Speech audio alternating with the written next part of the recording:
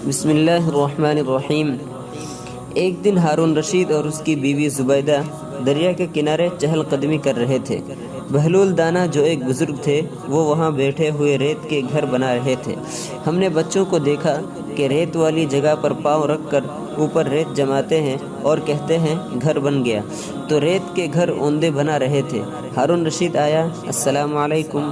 وعلیکم السلام۔ بہلول کیا کر رہے ہو؟ گھر بنا رہا ہوں، جو خریدے گا میں دعا کروں گا اللہ تعالیٰ اس گھر کے بدلے اس بندے کو جنت میں گھر عطا فرما دے۔ بہلول قیمت کتنی ہے؟ انہوں نے کہا 1 دینار۔ بادشاہ نے سمجھا یہ جہاز ہے، اپنی موج میں ہے، پرواز کر رہا ہے۔ بادشاہ سلامت تو آگے چلے گئے، پیچھے سے زبیدہ آئی۔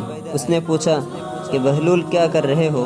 اس نے وہی جواب دیا کہ گھر بنا رہا ہوں، جو خریدے گا تو میں دعا کروں گا کہ اللہ تعالیٰ اس گھر کے بدلے اس بندے کو جنت میں گھر عطا فرما دے۔ بہلول کیا قیمت ہے؟ 1 دینار۔ زبیدہ نے 1 دینار دے دیا اور گھر چلے گئے۔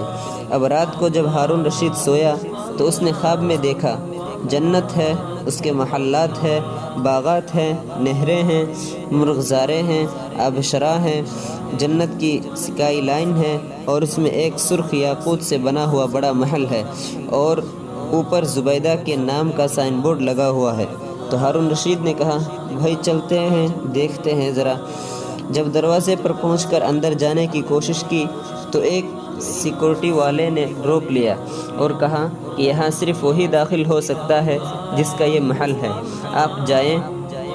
اب جب اس نے روکا تو بادشاہ کی آنکھ کھل گئی۔ اب بادشاہ کو بہت پریشانی کہ مجھ سے تو بیوی عقل مند نکلی، اس نے روپیہ دے کر دعا کروا لی اور میں دعا ہی نہ کروا سکا۔ سارا دن اسی ڈپریشن میں گزارا۔ جب شام کا وقت ہوا تو اس کے ذہن میں بات آئی کہ آج اگر بہلول بیٹھا ہوگا تو میں آج جا کے دعا کروا لیتا ہوں۔ چنانچہ جلدی سے پوچھا، ادھر ادھر دیکھا، بہلول واقعی بیٹھا ہوا تھا ایک جگہ۔ بہلول کیا کر رہے ہو؟ گھر بنا رہا ہوں۔ کس کے لیے؟ جو خریدے گا میں دعا کروں گا اللہ اس گھر کے بدلے جنت میں گھر عطا فرما دے۔ اچھا بہلول قیمت کیا ہے؟ بہلول نے کہا جناب پوری دنیا کی بادشاہی اس کی قیمت ہے۔ اب ہارون رشید حیران ہوا، بہلول اتنی قیمت تو میں بھی نہیں دے سکتا، پوری دنیا تو میری حکومت نہیں ہے۔ بہلول کل 1 دینار میں دے رہے تھے، آج اتنی قیمت بڑھا دی۔ بہلول نے کہا بادشاہ سلامت، کل بن دیکھا ہوا سودا تھا، آج دیکھا ہوا سودا ہے، اور دیکھے ہوئے سودے کی قیمت کچھ اور ہوتی ہے۔ اس سے پتہ چلا کہ شیخ کی بات بلا چوں چرا ماننے سے فائدہ ہوتا ہے۔ ان کی باتوں کو تجربہ اور مشاہدہ کی کسوٹی پر نہ پرکھیں، بلکہ یہی سمجھیں کہ ہمارے لیے اسی میں فائدہ ہے۔